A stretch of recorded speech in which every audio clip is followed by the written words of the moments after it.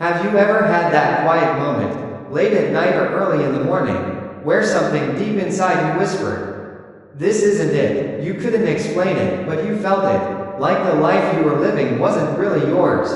The rules you followed, the fears you obeyed, the habits you never questioned, they shaped you, but they didn't free you.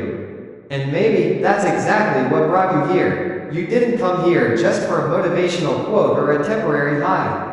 You came because some part of you is waking up, a part that's tired of drifting, tired of patching holes in a sinking ship. You came for something deeper, for clarity, for truth. You want to understand the structure beneath it all, the invisible threads that connect cause to effect, thought to emotion, habit to destiny.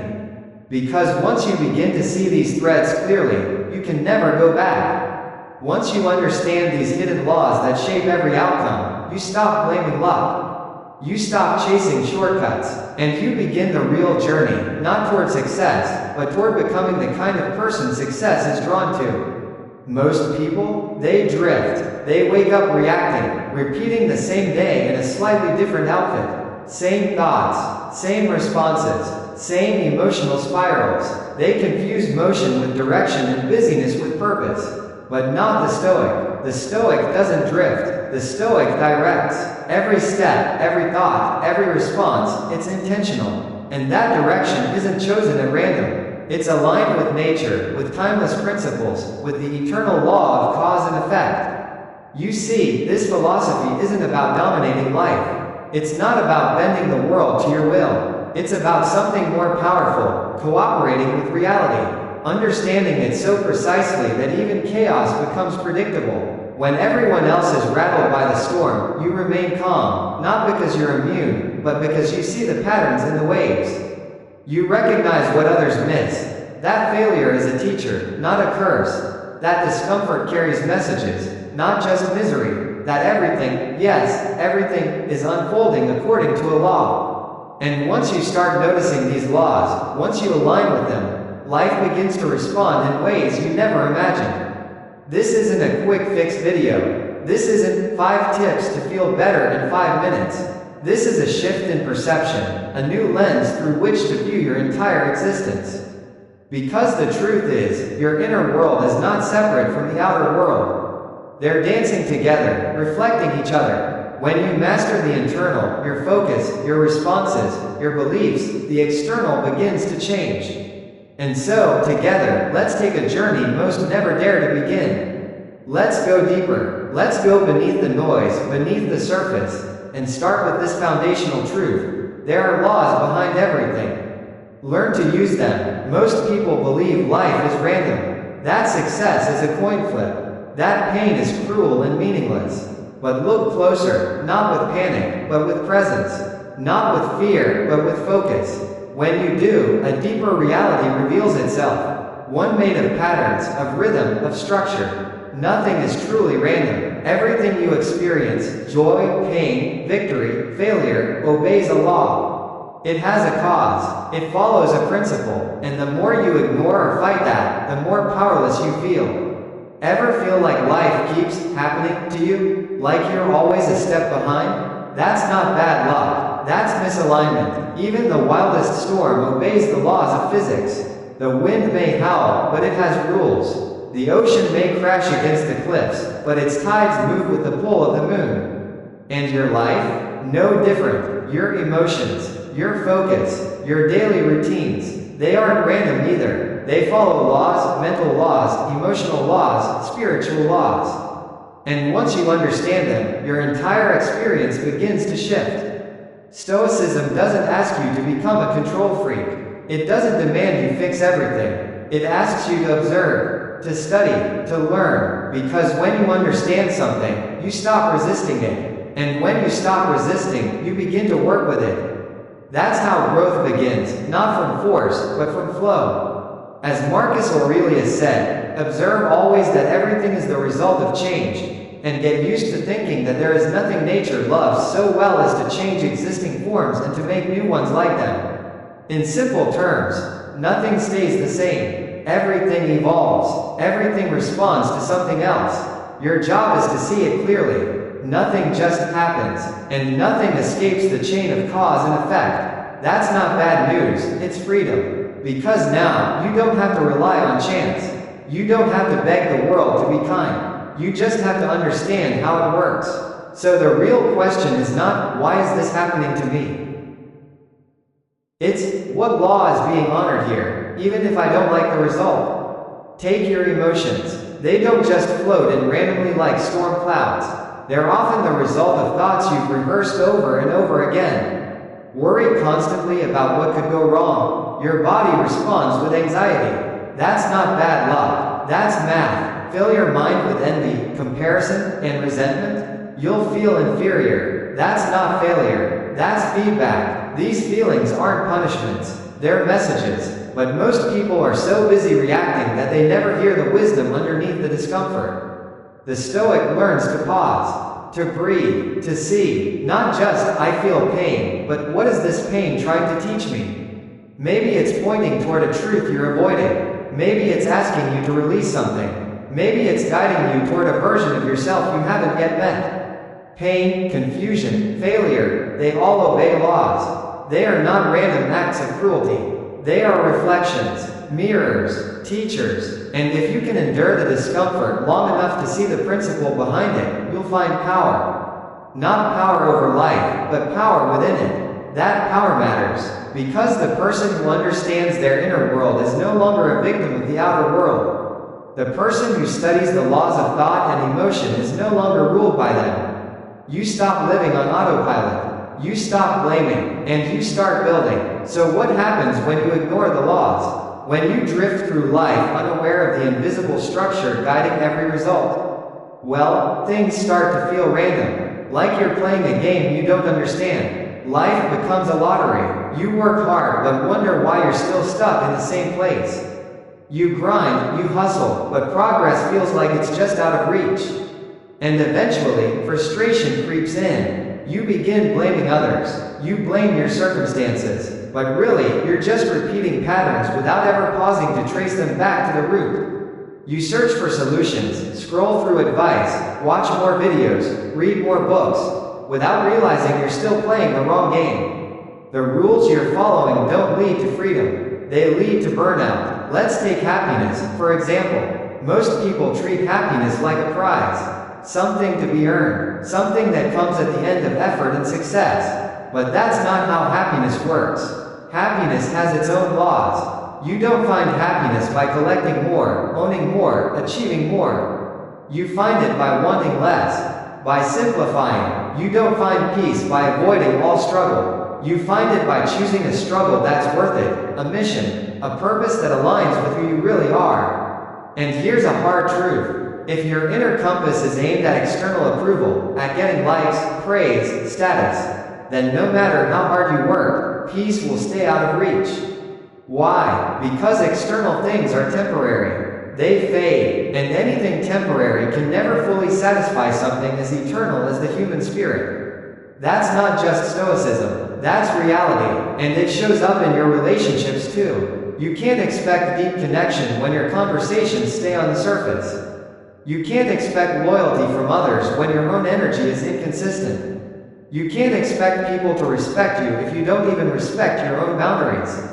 The law is simple. What you tolerate, you teach. And what you repeat, you reinforce. These aren't mysteries. They're not unsolvable puzzles. They're rules, plain and powerful, but often ignored by those who prioritize comfort over clarity. But once you begin paying attention, you change. You stop wasting energy fighting reality. You stop pushing against what's already built into the design of life. You stop resenting consequences, and you begin studying them. Like a scientist, like a philosopher, like a Stoic, you stop reacting and begin building. The Stoics had a word for this, logos. It means a rational structure, a universal order that exists behind everything. They didn't believe in luck the way we do today. They didn't see chaos. They saw misunderstood order, and your job, as a thinker, a creator, a human of principle, is to align with that order. Not to complain about the wind, but to adjust your sails. So start studying your results. Trace them backward. Every failure leaves behind fingerprints. Every success leaves clues, and behind every emotion that keeps resurfacing, every habit you can't seem to break, every outcome that keeps repeating, there is a law, a pattern, a principle waiting to be understood. Life is not random. Life is reactive. It reflects you, your alignment, or your lack of it. So if you want different results, don't just try harder. Start tuning in, because the first truth of mastery is this: nothing is personal. Everything is patterned. And if you can learn the pattern, if you can study the laws, you can stop guessing and start creating. Segment 2. What you plant, you grow. Here's one law so simple, so underestimated, that most people ignore it completely. And yet, it shapes every relationship, every opportunity, every repeated pattern in your life. Ready? Your life becomes whatever your mind repeatedly plants. It doesn't matter how badly you want something. It doesn't matter what you post online or what you say to others. What truly matters is what you quietly plant in your thoughts when no one's watching. Your mind is the soil. Your thoughts are the seeds. And life is the mirror that reflects your inner garden. Just imagine this for a second. If you plant seeds of negativity, self-doubt, jealousy, resentment, what kind of harvest are you expecting?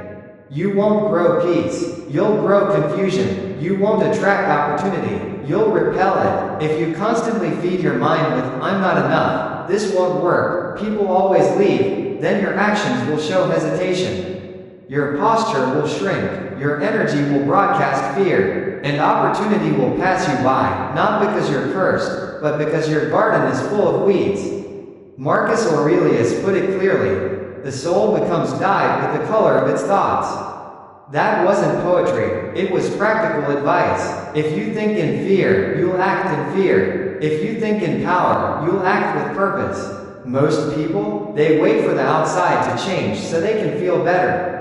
But the Stoic flips that. He transforms the inside and lets the outside respond. Take a look at your own life right now. The quality of your relationships, the discipline in your habits, the energy you carry when you wake up each morning. All of that, it's a reflection of your internal thoughts over the past 30 days. So ask yourself, what have I been feeding my mind? Am I planting fear or faith? Am I sowing chaos or clarity? Am I growing self-respect or self-rejection? You see, most people don't plant intentionally. They let anyone walk into their mental garden and throw in seeds, through the news, through gossip, through social media and comparison. They consume passively, but harvest painfully. So what happens when we don't protect our mental garden? When we leave our thoughts unchecked, unfiltered, the result is rarely peace. And then one day, when life starts to feel messy, confusing, or out of control, people look around and ask, what happened? They blame bad luck, bad timing, or the people around them. But the truth? They weren't guarding their soil. They left the gate wide open. They allowed weeds, doubt, resentment, insecurity to take root. And now they're shocked to see the chaos growing in their lives. But here's the beautiful thing: you can replant. You're not stuck. This garden, it's yours. Every single day, with every single thought, you have the power to plant something better, something stronger. It starts with a single thought. Just one. A thought of discipline today could shape a better decision tomorrow. A thought of gratitude might shift how you handle stress later this week. A single moment of resilience, when life pushes back and you choose to rise anyway.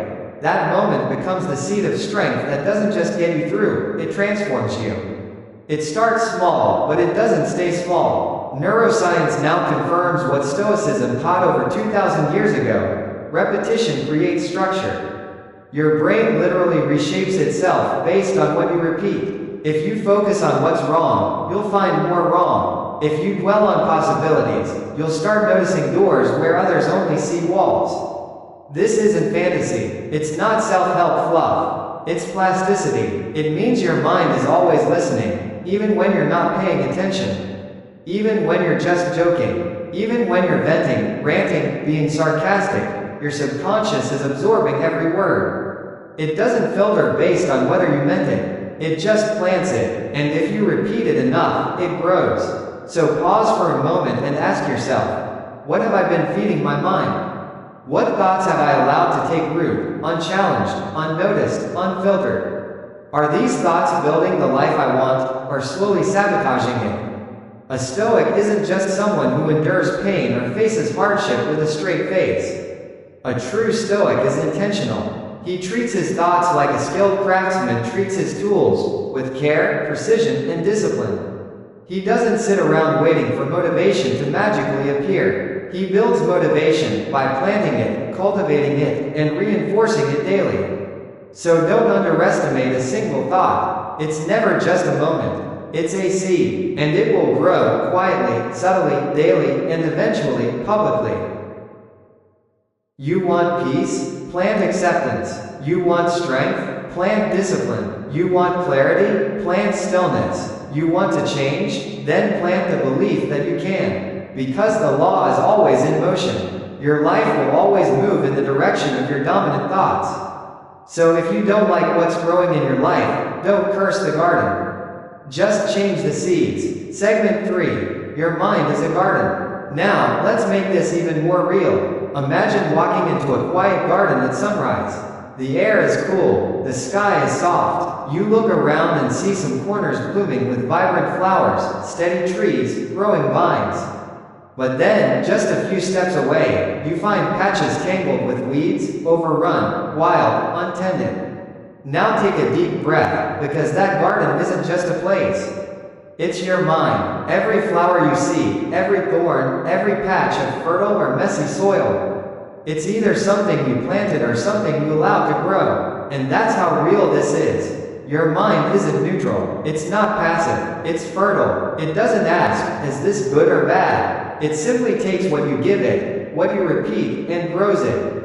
Every time you dwell on a thought, you're watering it. Every time you replay a belief, you're feeding it. And over time, those repetitions harden into your default mindset. How you interpret failure, how you respond to criticism, how you treat yourself in silence when no one else is watching. These aren't just personality traits. They're harvests. They're the visible outcomes of invisible patterns you've been repeating for years. Seneca once said, "A man is as miserable as he thinks he is." And the Stoics knew this wasn't just poetic. It was practical truth, because nothing external controls your mind. Only your interpretation does. And that interpretation, it doesn't come from the moment itself. It comes from the mental soil you've been tending for years.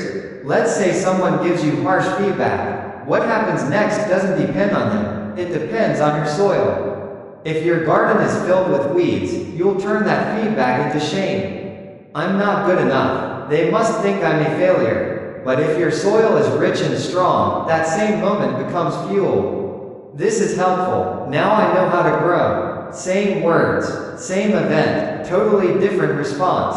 Why? Because the soil was different. That's why two people can go through the exact same storm. One becomes bitter, the other becomes wise. The mind doesn't discriminate between seeds. It doesn't choose for you. It simply reflects what you give it. Feed it anger, resentment, anxiety, it grows thorns. Feed it discipline, focus, courage, it grows strength. So the real question isn't, why is this happening to me? It's, what am I feeding my mind after it happens? Most people try to fix their lives by rearranging the outside. They jump from job to job, from relationship to relationship, from location to location, chasing the perfect external conditions, thinking, if I just get the right setup, then I'll be at peace. But peace doesn't come from the outside in, it comes from the inside out. We talked about how your life reflects the thoughts you plant, but what happens if you've been planting unconsciously? What if your garden is already tangled with weeds? Because here's the truth, if your mind is still full of weeds, peace will never last. You might clean up your external life. You might switch jobs, move cities, cut off a toxic relationship. But the outside only reflects what's already happening inside. You can't just trim the branches and hope for change. You have to dig up the roots, and those roots often run deep. Many of the beliefs you carry today didn't start with you. They were planted years ago, maybe in childhood, maybe during a painful moment you've long buried. By a parent who said you were too much. By a teacher who embarrassed you in front of the class. By a breakup that left you questioning your worth. by a friend who betrayed you, or a stranger who judged you. And because those thoughts have lived in you for so long, you've mistaken them for truths. I'm not lovable, I'll never be enough, people always leave, but these aren't truths. They're just unexamined weeds. And the good news? You have the power, right now, to start uprooting them. But make no mistake, you have to be ruthless. You can't be passive with your mind. You can't afford to be. You must inspect your thoughts daily, like a gardener checking the health of his soil. Ask yourself, where did this belief come from? Is it helping me or holding me back? Am I watering strength, or am I feeding sabotage? A Stoic mind isn't an empty one. It's not blank. It's not emotionless. It's curated. It's filled with thoughts that serve the purpose of living well, of acting with virtue, of staying steady under pressure. And that kind of mind? It doesn't happen by accident. It happens by attention, by care, by discipline. So start treating your thoughts as sacred. Don't speak to yourself in a tone you wouldn't use with someone you deeply love. Don't let fear take root without questioning it. Don't water self-doubt by repeating it every time you make a mistake. Choose your thoughts the way you choose what to plant if your survival depended on it. Because in many ways, it does.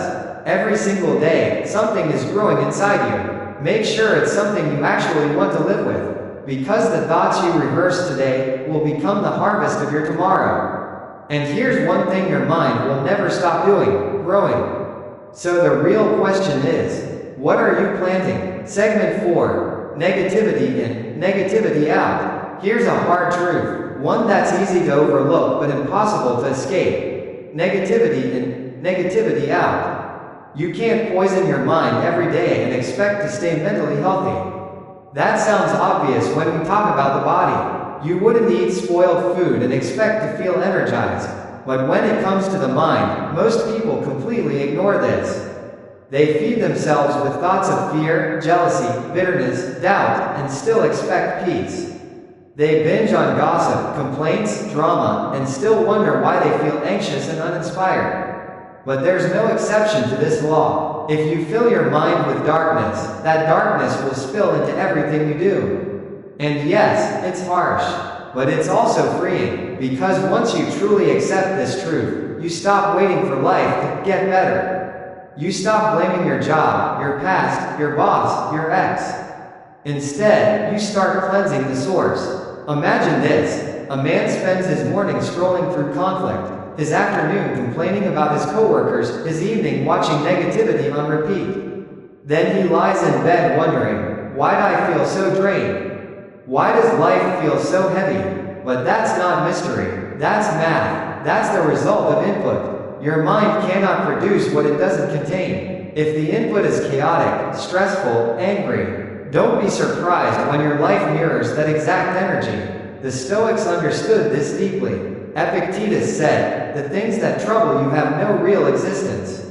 They exist only in your imagination." But where does imagination get its fuel? From what you feed it. Your senses are the gatekeepers of your inner world. What you watch, what you listen to, what you repeat, and what you dwell on. It doesn't just pass through you, it becomes you. And here's the trap: most people don't recognize negativity for what it is. They think it's harmless, just entertainment, just letting off steam, just joking around. They vent constantly, they gossip without blinking, they scroll through comparison, outrage, and fear, and then say, "That's just how life is." But negativity is like mold. It spreads silently. It doesn't make noise. By the time you feel it, by the time you notice the fog in your mind, the drop in your energy, the loss of drive, it's already rooted itself inside you. Let me ask you this: if your body instantly got sick every time you indulged in toxic thoughts, if envy made your stomach turn, if anger gave you a rash, if fear made you physically ill, would you still consume it so freely? Probably not, but the damage in the mind is subtle. It accumulates over time, and by the time you realize what's happening, you've forgotten what mental clarity even feels like.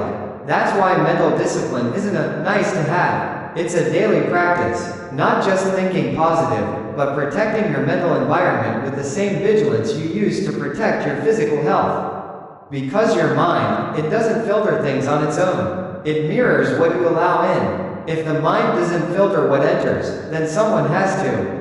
And that someone is you. You must be the one who says, this doesn't belong here. You must choose, daily, what stays and what goes. Because if you don't, negativity will move in by default. It won't knock. It won't ask for permission. It'll seep in slowly, through your habits, your attention, your silence, and settle into the corners of your mind like dust in an untended room.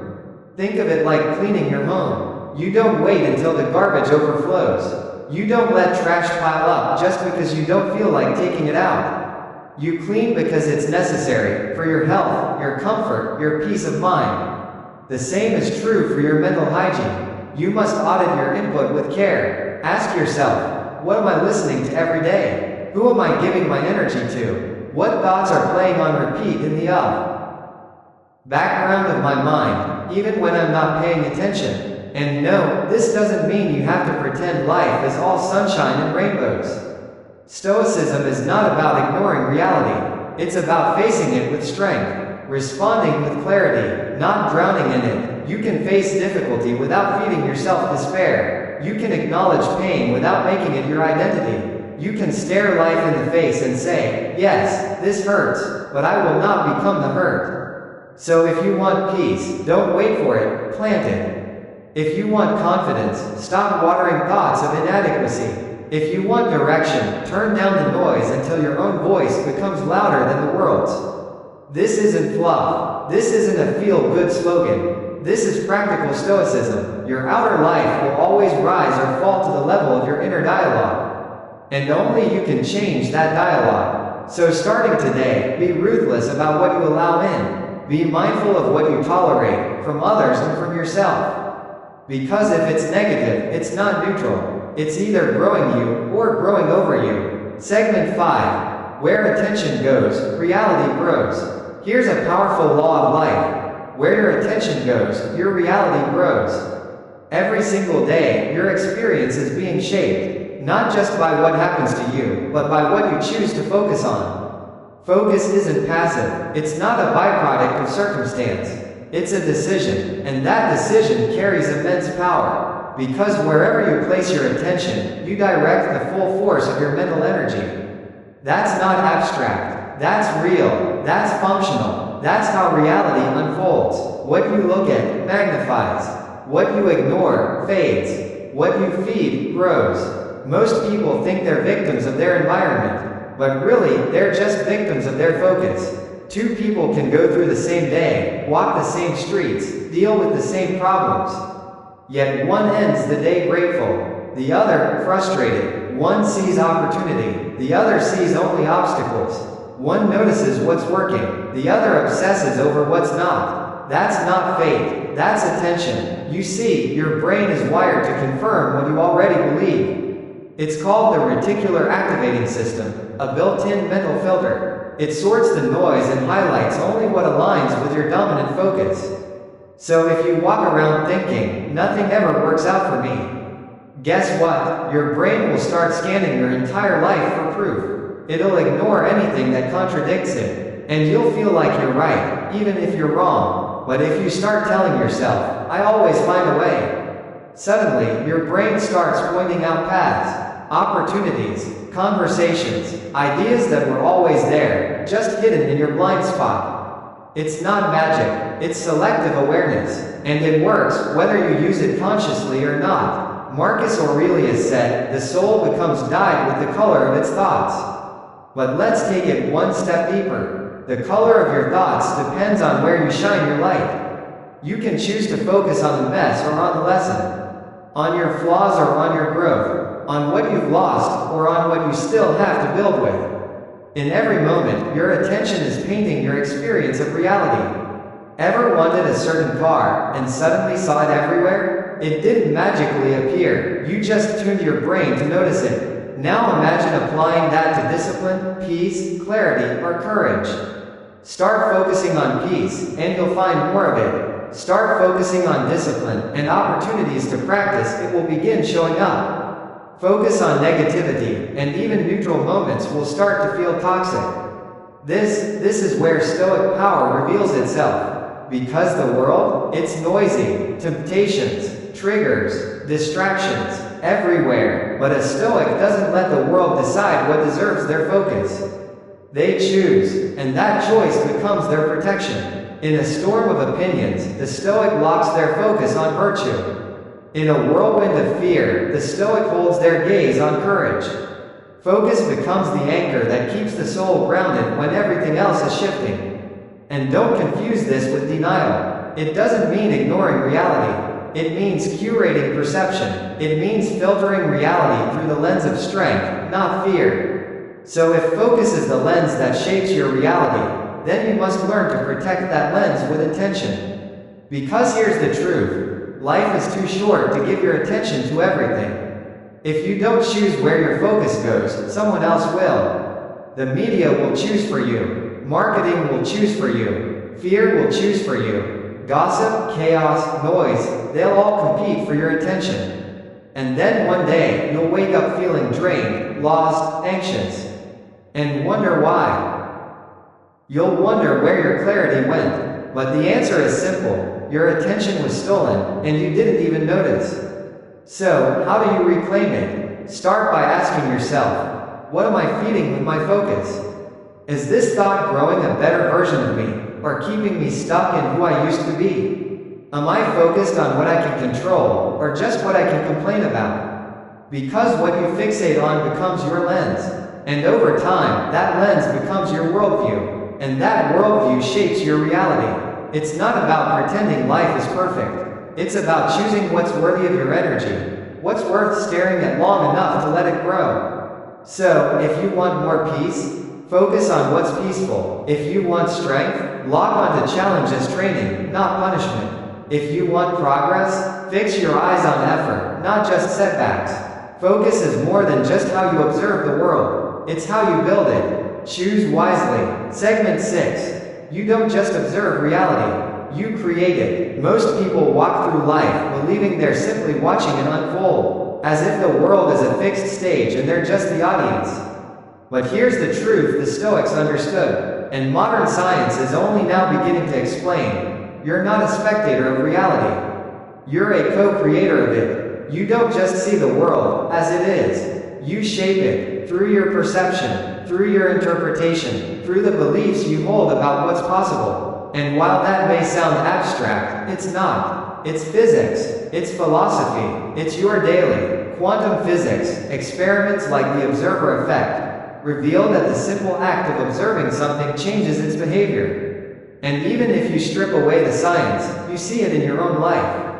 You interpret a delay as failure or as preparation. You hear criticism and feel attacked, or you feel challenged to grow. You hit a setback and call it punishment, or you call it a lesson. Same event, same reality, different creator, different lens, and that lens, it changes everything, because meaning is not delivered. It's a sign. The Stoics knew this. They taught that while you may not control what happens, you absolutely control how you interpret it. And that interpretation, it's not passive, it's active. It shapes your emotions. It defines your experience of life. When Marcus Aurelius wrote, "Choose not to be harmed, and you won't be," he wasn't denying that pain exists. He was revealing something more powerful. That suffering is often not caused by the event itself, but by the story we tell ourselves about the event. Think about your own life.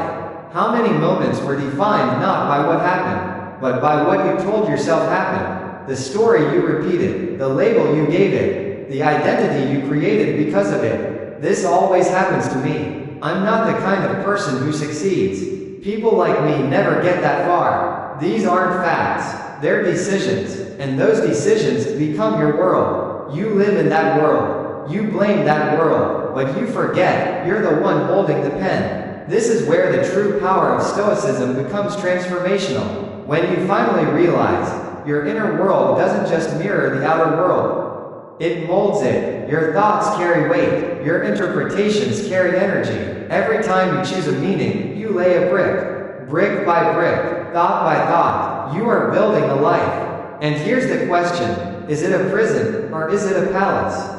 Either way, you're building it. even if it's unconscious, even if you're on autopilot. So ask yourself, are you creating with intention? Or by default, are you directing your mind, or letting your emotions and your old wounds design your experience for you? Because the solution isn't to gain more control over the world, it's to gain more clarity over your narrative. Stop waiting for life to change. Start rewriting how you interpret what's already in front of you. Not because it's easy, but because it's the only thing that actually works. When you wake up each day, you don't experience life as it is. You experience it through a filter, a mix of memory, emotion, expectations, and bias. And those filters, they're not neutral, they're not harmless, they shape everything. Your mood, your choices, your sense of what's even possible. Unless you clean those filters, unless you sharpen them, they begin to distort what's real. They twist your view of the world into something darker, smaller, heavier than it needs to be. And that's why, in Stoicism, self-awareness isn't optional. It's essential. Self-awareness isn't optional because whether you're conscious of it or not, you're always creating your reality. Every single thought has weight. Every judgment, every belief, every automatic reaction, whether it's love or bitterness, confidence or fear, sends out a signal. And life, it doesn't always respond instantly, but it responds, not all at once, but little by little, consistently, like ripples in a lake returning to their source. So how do you use this power, this constant, creative energy that you're emitting with your mind?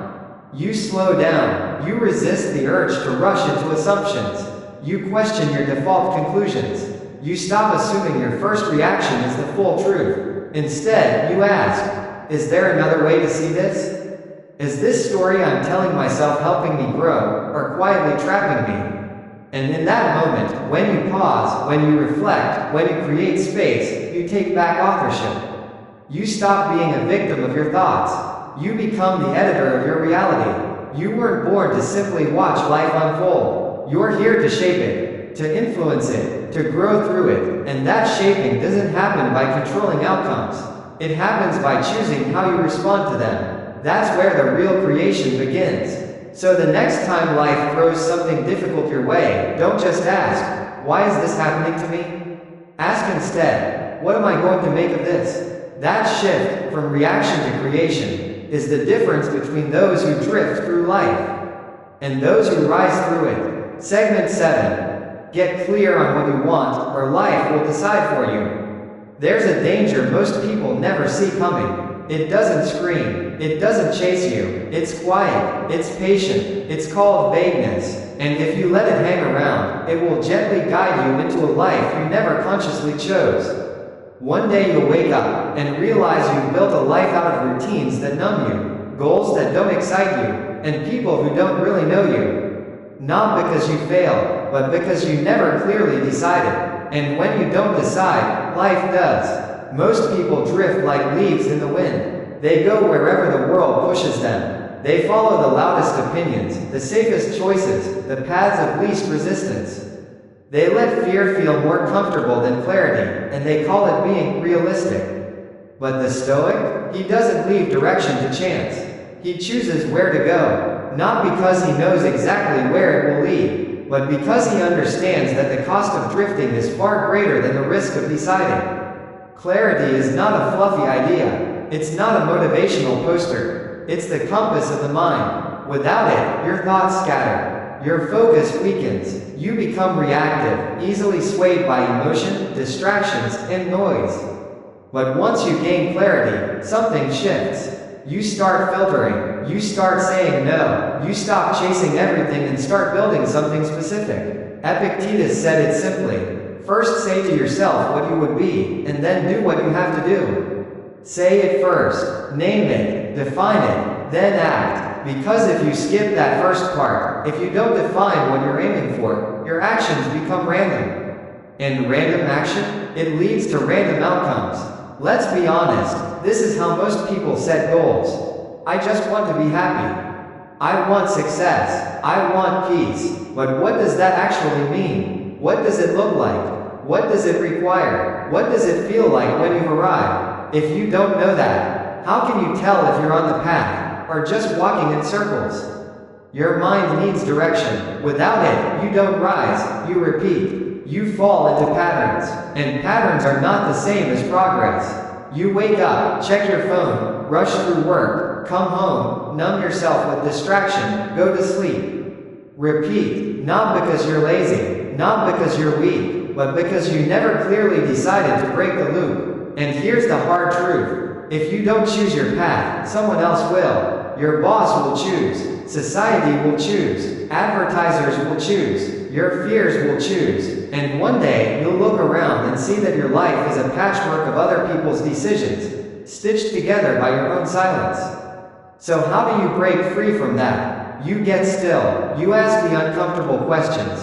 What do I actually want? Not what you've been told to want. Not what looks impressive. Not what earns approval. But what you want, deeply, quietly, even if no one understands it but you. And once you've found it, you define it, not in vague language, not in soft intentions, but with clarity, sharp, measurable, real, because clarity creates tension, and tension pulls you forward. It gives your day shape. It gives your actions purpose. And most importantly, it gives your mind boundaries. You begin to recognize, this belongs to my future, and this doesn't. Let's say you want to become more disciplined. That's great, but what does it actually mean? Does it mean waking up at 6 a.m., no excuses? Does it mean 3 focused hours without distraction every day? Does it mean saying no to every social invite that doesn't align?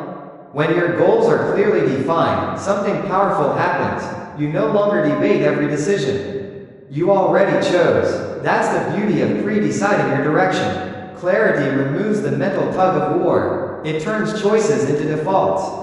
You don't have to wonder if you should or shouldn't, because you already know. And the more clear you become, the quieter the noise gets. You stop comparing your timeline to everyone else's. You stop chasing what's trending, because you're already building something timeless. You stop feeling lost, because even if the journey is slow, it's your journey. Now don't mistake clarity for perfection. You don't need to map out your entire life in one sitting. You just need to be precise about your next move, about your values, about what truly matters to you, and what absolutely does not. About what you'll tolerate, and what you won't. And that kind of precision, it requires honesty. Brutal, unfiltered, unapologetic self-honesty. So ask yourself, what am I doing right now that goes against what I claim to want? Where am I sabotaging my clarity with comfort and distraction? Whose voice am I listening to, more than my own? Because clarity isn't something you stumble upon. It's something you create. You create it by stripping away everything that isn't true. So today, carve out space. Not for noise, not for scrolling, but for reflection.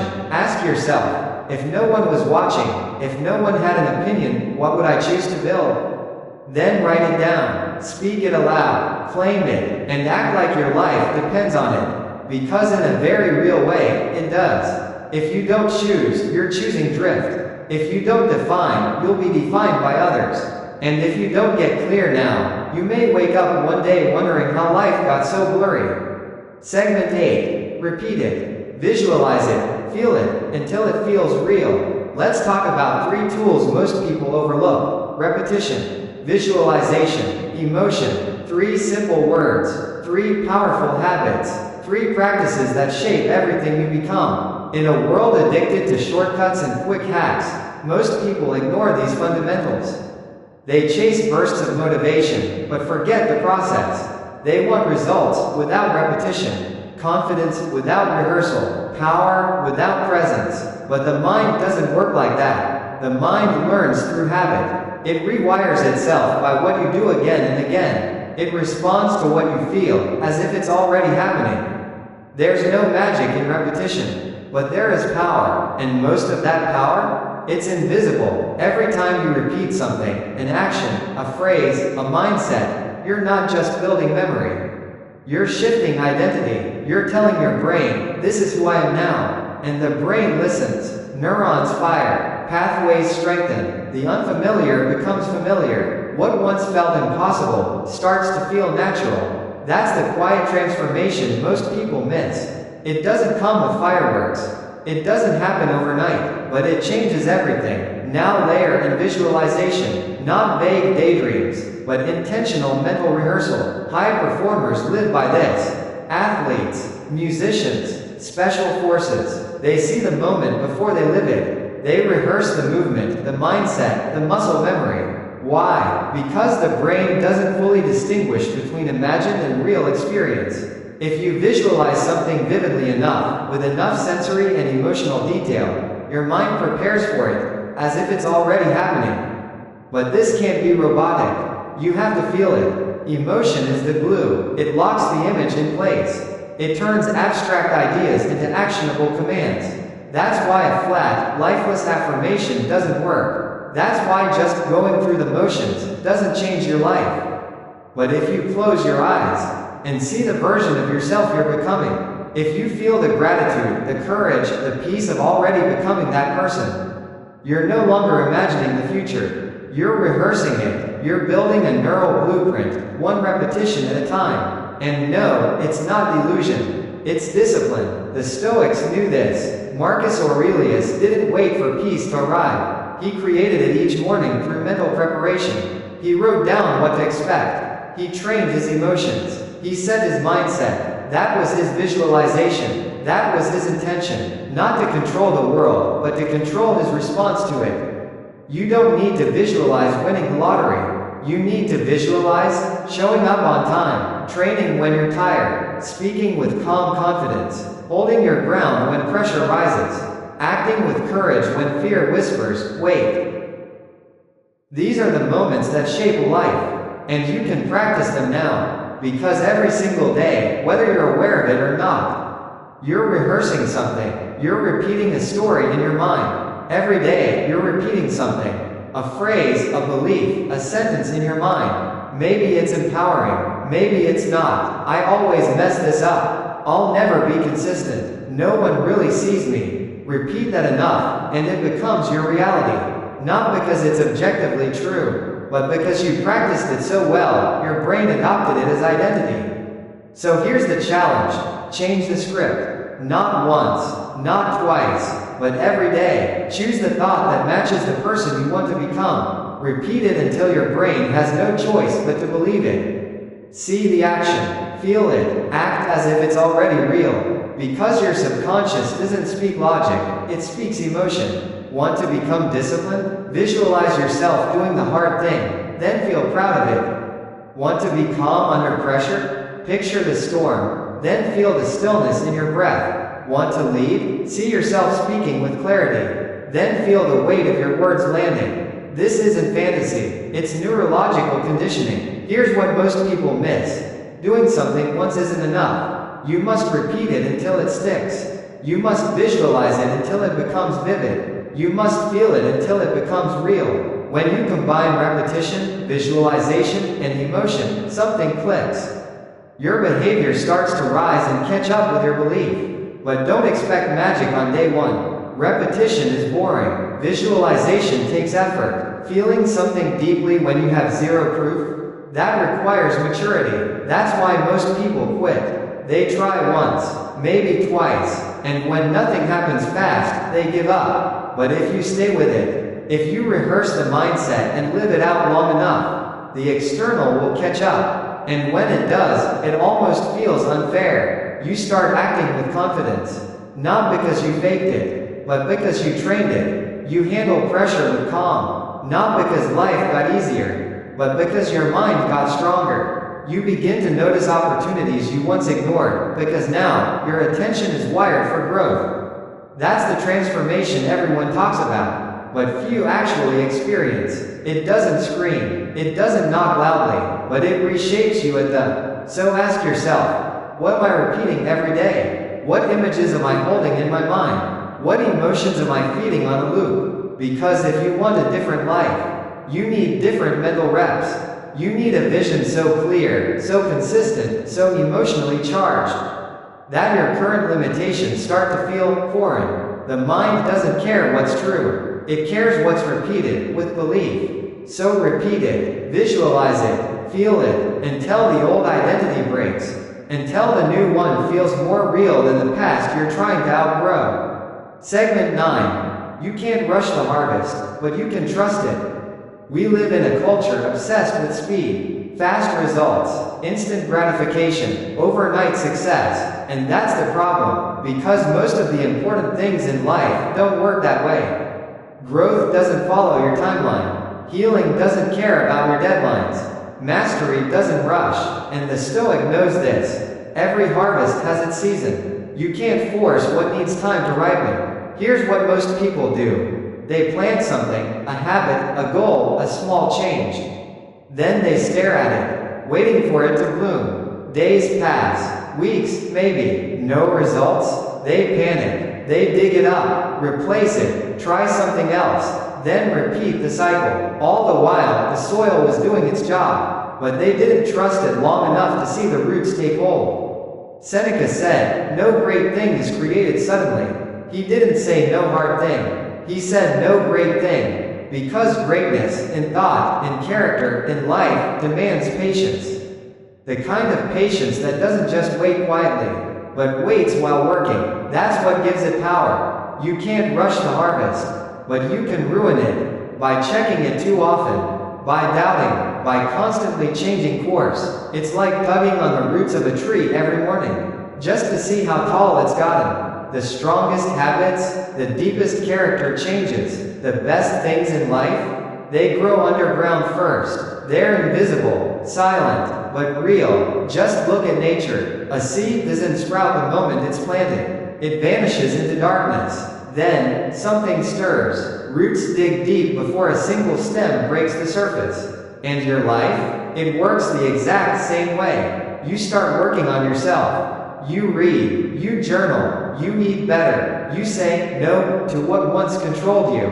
At first, nothing feels different, but keep watering the roots.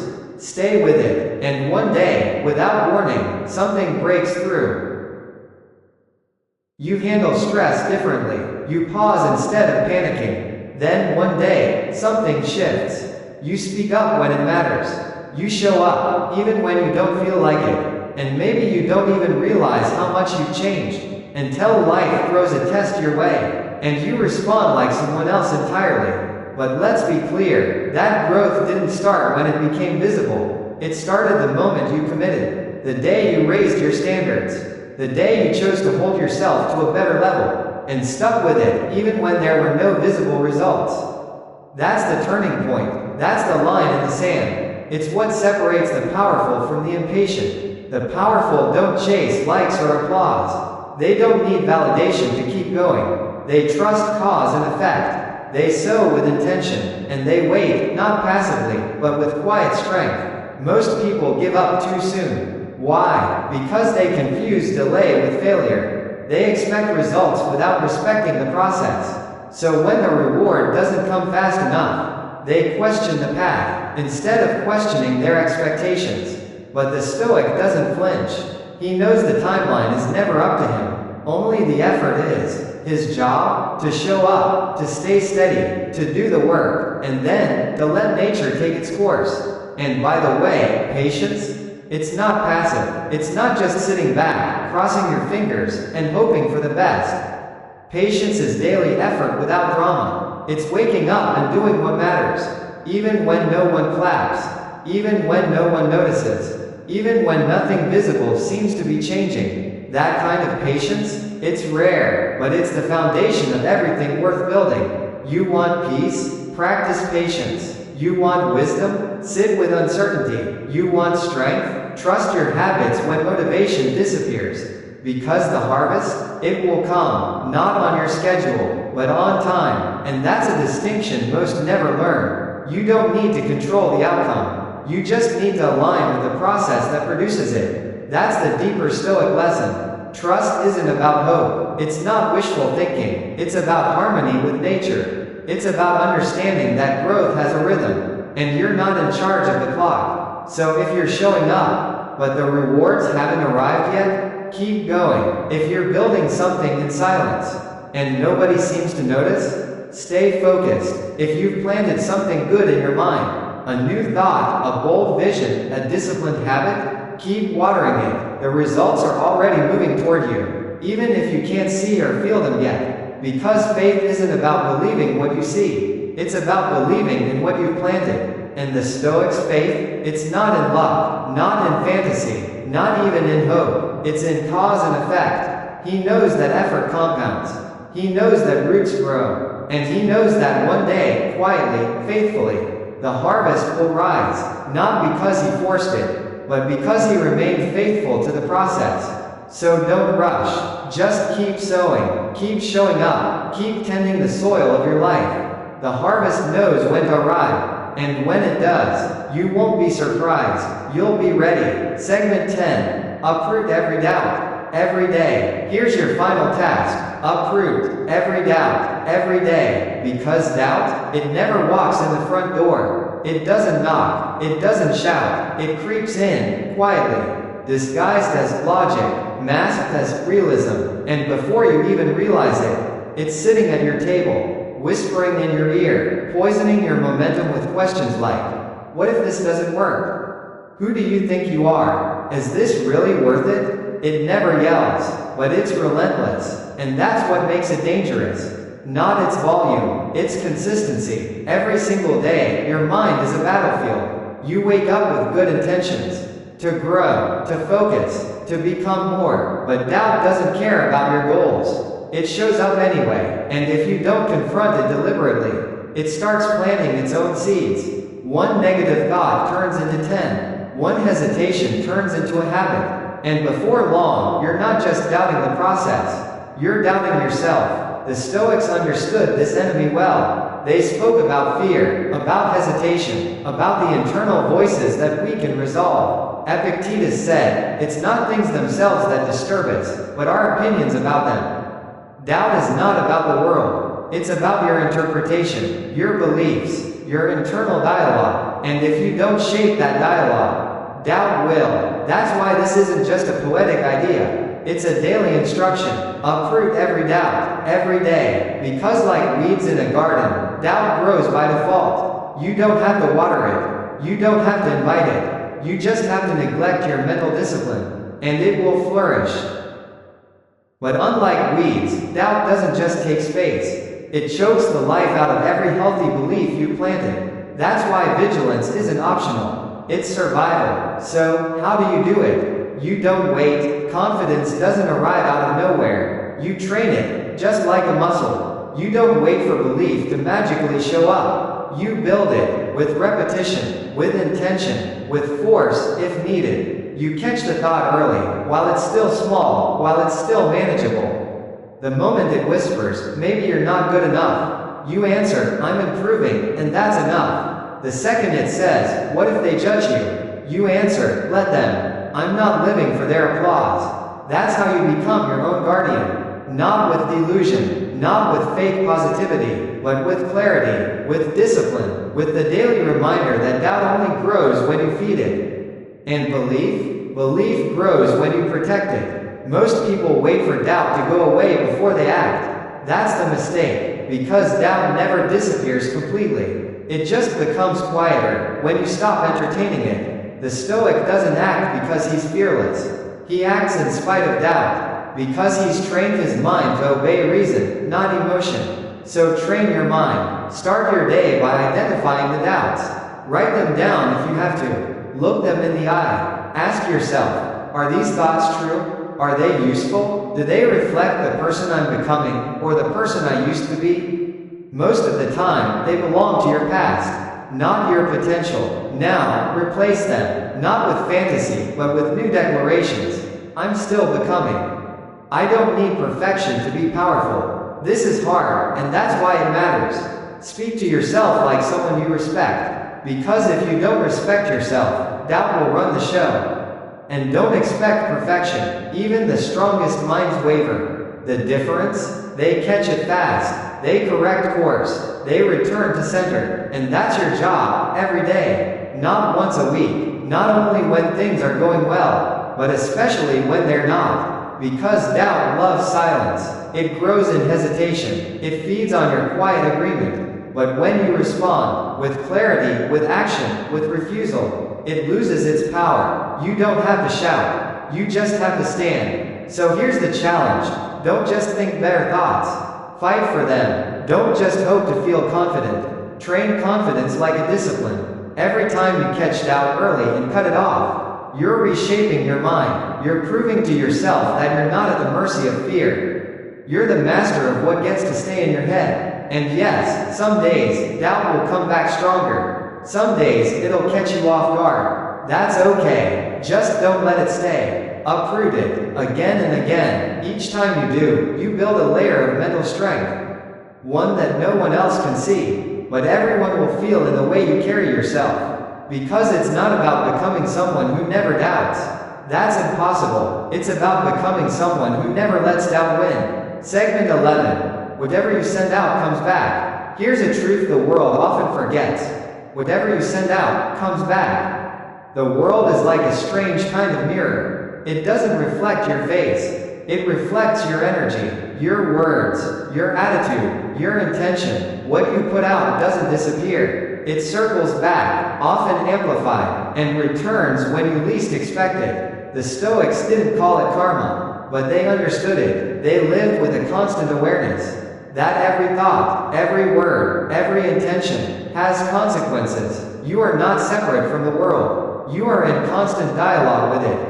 The problem? Most people think they can fake it. They say the right things, but their thoughts contradict their words. They smile while silently resenting. They act kind while secretly judging. But here's the truth. Life isn't fooled by appearances. The universe doesn't respond to what you say. It responds to what you mean. That's why two people can do the exact same thing and get very different results. One is aligned inside, the other is divided. Over time, life rewards one and exposes the other. Epictetus once said, "You are what you give your attention to."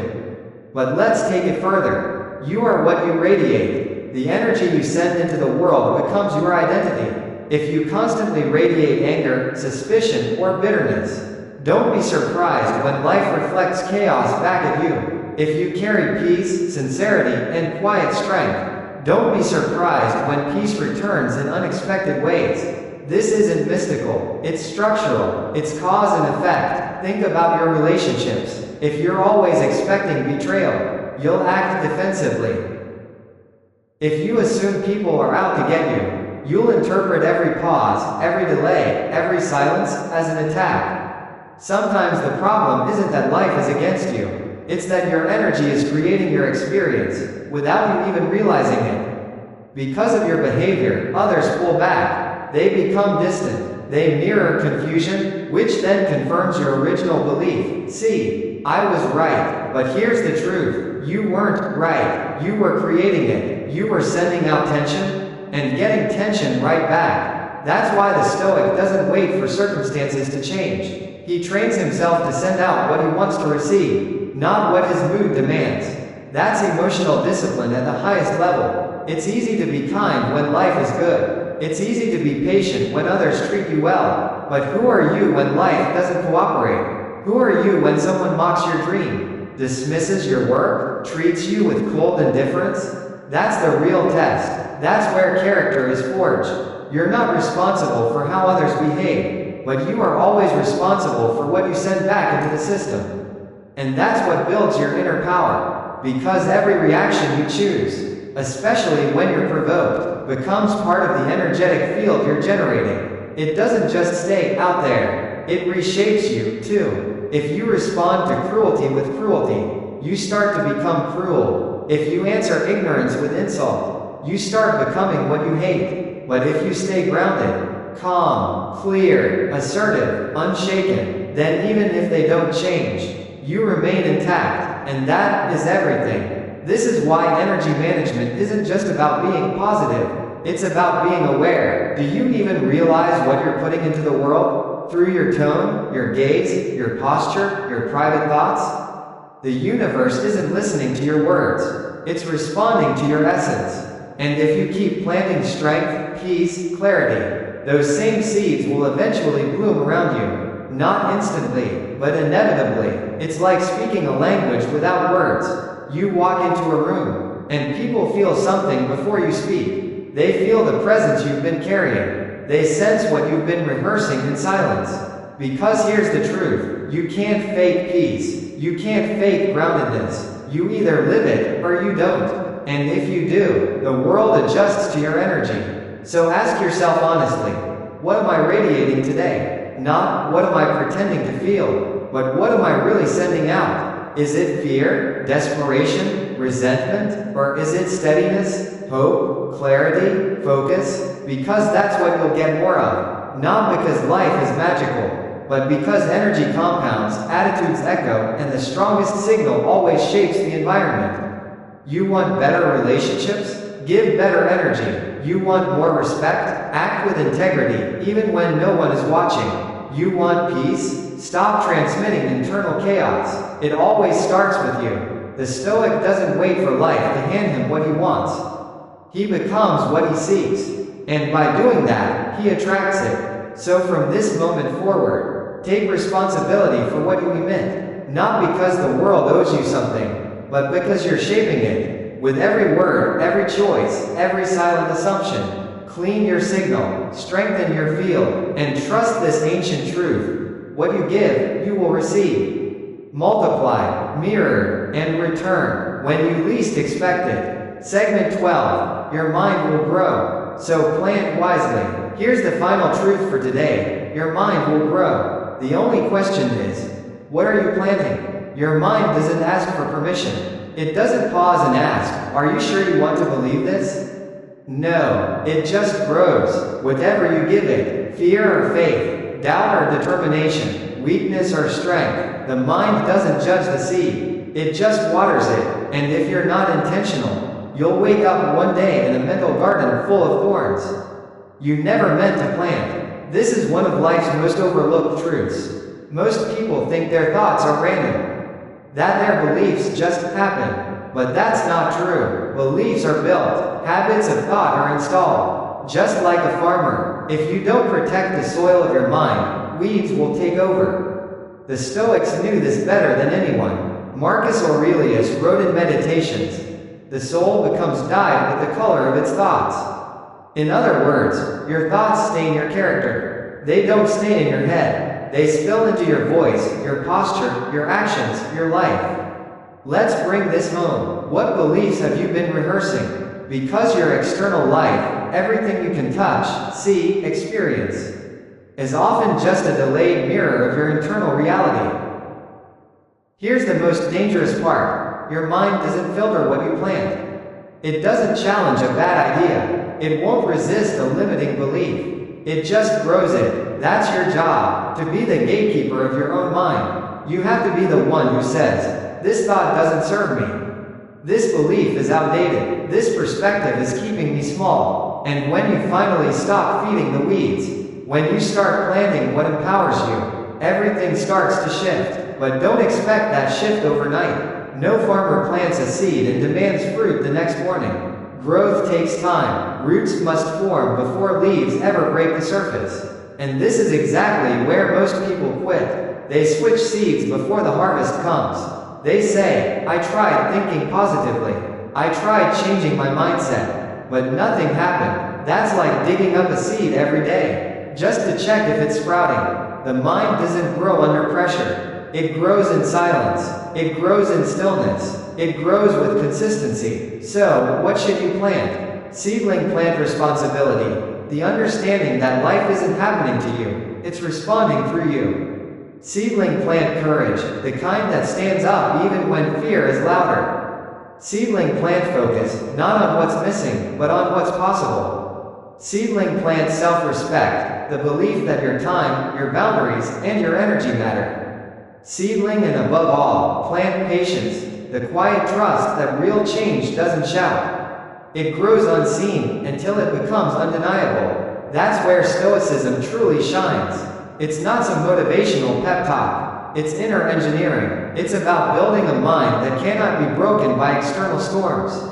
Seneca once said, it is not the man who has too little, but the man who craves more, that is poor. If your mind is filled with scarcity, your life will reflect that poverty.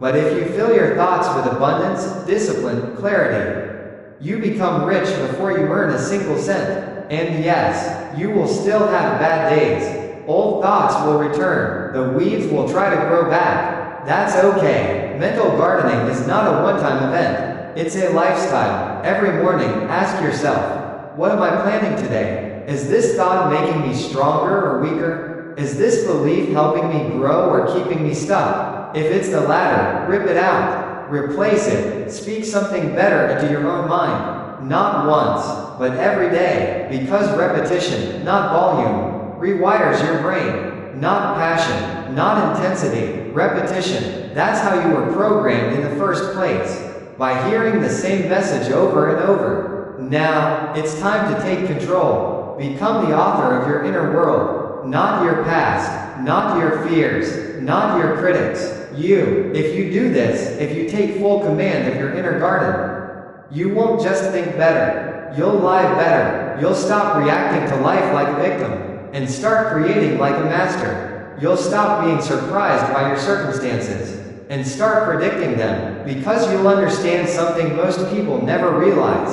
Nothing outside of you can grow, unless it was first planted inside of you. So choose powerfully. Every thought, every word, every quiet belief you let stay in your mind is a seed, and one day, you'll have to live inside whatever grows. Everything you've just heard, every law, every truth, every reflection, is not just theory, it's reality, whether you believe in it or not, whether you apply it or ignore it. These principles are still shaping your life. You don't have to agree with gravity for it to pull you down. And you don't have to believe in these truths for them to mold your future. So here's the final question. Are you conscious of them? Are you using them, or being used by them? Most people drift through life like passengers, wondering why patterns repeat, why peace feels rare, why their best intentions never seem to stick. But once you see that your inner world shapes your outer one, once you understand that your climate inside creates the conditions outside, you can't go back to sleep. You can't pretend it's just luck, because now, you know, your mind is the seed, your choices are the roots, your habits are the sunlight, and your reality is the harvest. You don't have to change everything today. You don't have to be perfect by tomorrow. You just need to take one step inward. Watch what you think. Question what you believe. Plant better thoughts. Starve the ones that weaken you. And most importantly, trust the process. It's not fast, it's not flashy, but it's real, and it works. The Stoics didn't teach us how to control the world. They taught us how to control ourselves. And in doing that, they found something far greater than control. They found alignment with nature, with truth, with reality itself. And when you live in alignment with the deeper structure of life, you stop chasing success. It starts to meet you halfway. So choose the thoughts that make you powerful. Speak the words that elevate you. Do the actions that make you proud. And then, watch what happens. Your world will begin to shift. Slowly, quietly, but undeniably. Because the moment you change the route, the fruit has no choice but to follow.